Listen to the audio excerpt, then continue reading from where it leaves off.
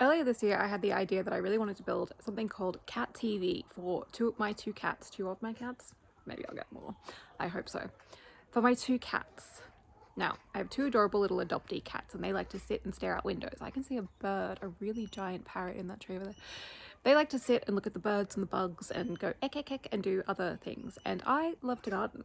So I thought, you know what attracts birds and bugs into your garden? More plants.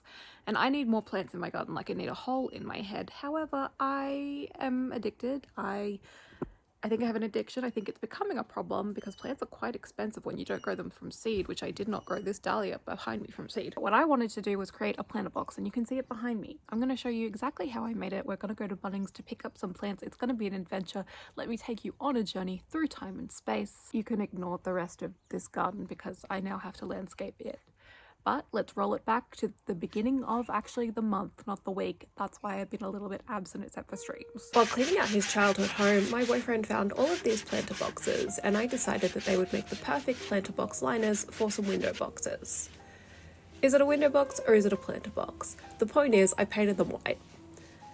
I then created a frame out of some scrap wood that came from a window frame, which was also located at his childhood home. We've been doing a lot of pulling junk out of his home and using the wood for various projects, which means that this planter box was actually pretty much entirely free because we also found the paint like in a cupboard in our backyard, which we have lived here for like 3 years, and I don't know why we didn't find the paint sooner, but now we have exterior paint in white, which is great because I need to repaint some stuff.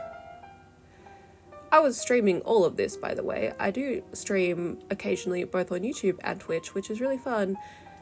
I do a lot of art streams and some building streams where you can see exactly how little I know about building. Anyway, at this point, my structural engineer, aka my boyfriend, decided to come and help, which was great because I was having a bit of an adult tantrum and I couldn't figure out exactly what was going wrong with this project. I continued building and streaming, which is why you see me chatting to nobody in this footage.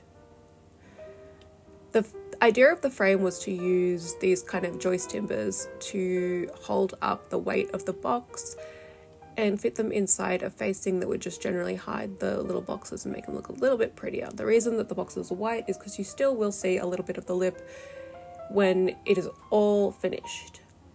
I took these rescued timber fence palings and cut them to size and nailed them on with some outdoor nails that were galvanized. And I put these all around the front and sides, but not the back of the box.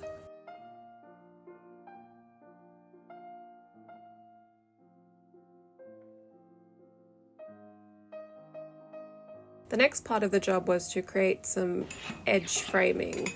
Some trim, that's the one. I wanted to create some trim. Just to make the box look a little bit prettier and to cover the edges of the fence palings, because they are pretty scuffed up wood that has been patinaed, etc. For the top part of the trim, I wanted to create a 45-degree angle so that this would sit flat and join up and have kind of a pretty corner that would hide the majority of the inside planter box liner. I'm kind of using the words planter box and window box interchangeably. I screwed all of this trim on, and then I figured out that I had a stalker. Oh my god. Cat TV is going to work out perfectly because they love sitting in these windows. Don't look at my cobwebs. I filled in my drill holes and sanded them down with some putty. Boop, boop, boop. And then it was time to go to Bunnings and do my favorite part of any job, and that is buy some plants. Yay! There are a lot of chrysanthemums and dahlias, and that was exciting because I love them. So I bought a lot. This cost me like $70. It was kind of crazy. So first things first, I picked up this beautiful dahlia. It's called a Lavender Dream, I think. No, Lavender Beauty. It's so nice. It has this really gorgeous cream or yellow colored center. And then this darker lilac that fades into this like really pretty soft pink. I think it's going to add a really lovely structure to the shape of my flower boxes and how everything kind of sprays out and falls down. My goal is to have some trailing plants, some plants that stick straight up, and some like soft edge plants so that everything has a really like pretty structure, similar to the way that you would style a shelf. I always love these pansies and violas, and they're super easy to care for, super simple, and just like a really lovely pop of color. So I got the burgundy one, I got the white with just like a little yellow center. And then I also got this really pretty purple one. It has this warm purple on the edges, and then it fades into this cooler, really bright, almost UV looking when the sun hits it, purple on the inside. The next plant that I got was a chrysanthemum.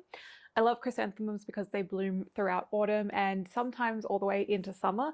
I've noticed that I have this lilac colored chrysanthemum in my front yard, and I've noticed that it will keep its blooms through autumn, die back a little in winter, and then pop back up again in spring to summer. I also got this. This is stock, but it's dwarf stock, so it won't grow as tall as a typical stock flower, but it does get to around 1/2 meter tall. Again, I have another one of these in the front garden that's a slightly more lilac kind of color. I really like it. The one that I have in the front yard seems a little stunted though. It never gets very tall. And I think I actually need to move it into a shadier area. Those are the plants that I got. I've also got Erigeon or seaside daisy, everlasting daisy, whatever you want to call it, in the front yard, which I need to dig up and separate because it's gone berserk, which I'm thinking about putting around the sides of each planter box. And then I also have a morning glory vine, which again, I want to trail. I might split it out depending on how many vines there are in the pot, but I want it to kind of like trail and flow. Then I arranged all of the plants so that I had a little bit of depth and dimension in the planter boxes. I also chose to put in some viney plants, including a morning glory that I had been growing in a pot for a couple of months, and some sweet pea seedlings that had come from the front garden because my sweet peas self-seed a lot and come back every autumn, which is fantastic. It'll add some colour through the colder months and also up until springtime, which is great. And then hopefully the vines will also serve to hide a little bit more of the box, and once it's established it should all look really pretty. Now, to mount the box to the wall, I had these brackets, and our walls are brick. We have a brick house with some sort of 45-degree or 35-degree angled bricks under each window, which is kind of a pain to mount a planter box to. So we had to do this whole rigmarole, but the important thing was that I learned how to use a masonry bit and drill holes. The less important thing was that the window that I initially planned to put this box on didn't work because we have a laundry door in the space, and I realized I needed to make a box that was like half the size. So I will be making another planter box at some stage and hopefully adopting all the things I've learned from this one. Now, here you see me giving up and passing the job over to the structural engineer, aka my boyfriend, who is way better at doing structural things. I'm pretty good at designing stuff, but sometimes when it comes to affixing something to a wall and making sure it's not going to fall on someone's head, I need his help because 1, he's stronger than me, and 2, he is just better in so many ways than me as a human. He added these spaces so that the boxes would slip under the window effectively, and then he put all of these little screws in using this handy doodad that kind of sucked actually, but it got the job done. We got it from Bunnings. It was like an angle extender. Then we took a little break from doing things for a while because honestly building is kind of exhausting. By the time we came back, the sun was going down and we realized that affixing the box was crooked, but you know what, once we put all the plants and stuff in, it wasn't so crooked. I'd painted everything white, the plants looked pretty, and I was happy. Yay, plants! If you ignore the fact that the box isn't fully square, it looks really good. And next time I make a planter box, I will make it fully square. I'm already working on it, I promise. I'll use that carpentry square that you saw me using and kind of ignoring the results of in the footage. It's fine. Sometimes projects piss you off and you don't know what to do with them. And that was the case of this planter box. But now it's pretty and I have achieved my goal of Cat TV. Yay!